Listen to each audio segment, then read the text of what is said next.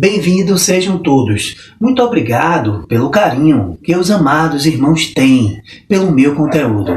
Estarei sempre aqui, postando para todos os amados ter um conhecimento maduro e mais plausível nos dias atuais. A mensagem de hoje é: seria Jesus de Nazaré casado naquela geração? Vamos para a mensagem.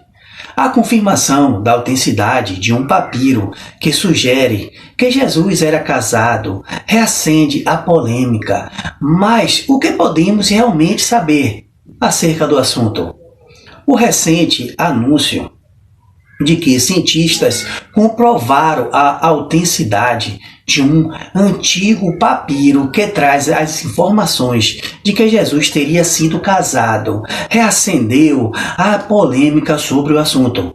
3 equipes de cientistas de Harvard, de Colômbia e do MIT, Massachusetts Instituto Tecnológico, concluíram que o chamado Evangelho da Esposa de Jesus, escrito na língua copta, é descoberto em 2012, provavelmente ao período entre os séculos 6 e o século 9 DC. De acordo com um artigo publicado na Harvard, a composição química do papiro e os padrões de oxidação são constantes com os outros papiros antigos. Ao comparar o fragmento do Evangelho da Esposa de Jesus, que tem 4 por 8 centímetros, com o Evangelho de João, o papiro contém a frase: Jesus disse-lhe, minha esposa. Mas o que a conclusão dos pesquisadores provaria afinal? Que Jesus teve mesmo uma companheira? Ou simplesmente que o papiro é genuíno?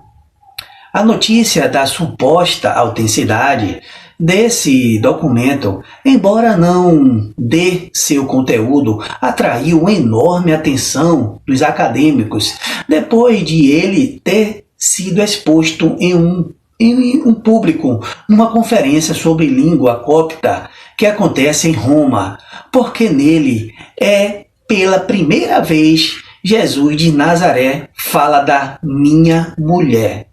O que significa que era casado? Mas nesse caso, quem era ela? O papiro gnóstico teve seu nome, Evangelho da Esposa de Jesus. Embora não revele sua identidade, a pesquisadora norte-americana Karen King, que estava convencida de que se trata de Maria Madalena.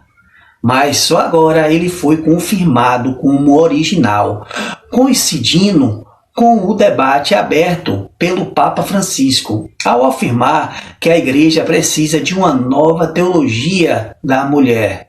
Os cristãos sempre se perguntaram, e as respostas dos pesquisadores e que historiadores foi sempre a mesma. Porque para os judeus ter família era algo totalmente normal. Tão normal que nem se mencionava todos os apóstolos. Por exemplo, eram casados e nos textos sagrados nunca se fala de suas mulheres e filhos. Só uma vez se menciona da passagem a sogra de Pedro, a quem Jesus curou de uma doença. Mas nada outro dos motivos é que a igreja, já nos primórdios do cristianismo, rechaçou como não canônico os importantes evangelhos canônicos, o movimento filosófico e teológico que influenciou sobre as primeiras comunidades cristãs e que se contrapunha à teologia da cruz e da redenção de Paulo de Tarso. Nele se diz que Jesus era casado. Ao final se impõe, já no século II, a teologia de Paulo. A igreja queimou os evangelhos gnósticos exceto um punhado deles, escondidos que foram por alguns monges e encontrado por pastores em 1945 no Egito, dentro de ânforas de barro lacrados e que só agora começaram a ser estudados a fundos. Nesses textos considerados hereges, se diz que a mulher de Jesus era Maria Madalena, a quem a igreja confundiu durante séculos com uma prostituta, até que se precisasse se corrigir, alterando o texto evangélico da liturgia da santa. Nessa literatura, gnósticos, como no papiro, Madalena, que poderia não ser judia, aparece como a esposa e discípula de Jesus. Trata-se de uma mulher culta e ilustrada a quem Jesus confiava segredos que ocultava dos demais apóstolos. Algum que despertava ciúmes em Pedro, que chegava a se queixar publicamente disso ao mestre. Existe, inclusive, o Evangelho de Maria Madalena, meus amados.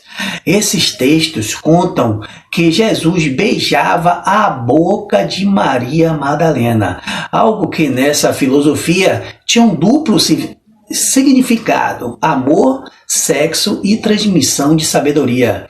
Já que, segundo os gnósticos, a verdade se transmitia através da boca. Quem revela esse enigma com uma simples análise hermenêutica são os 4 livros canônicos, que nos contam que durante a crucificação, Maria Madalena estava na primeira fila, enquanto todos os discípulos homens ficaram escondidos e com medo.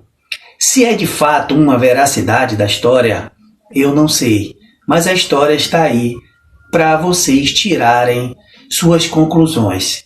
Que a graça de Deus esteja com todos vocês, brasileiros ou não brasileiros.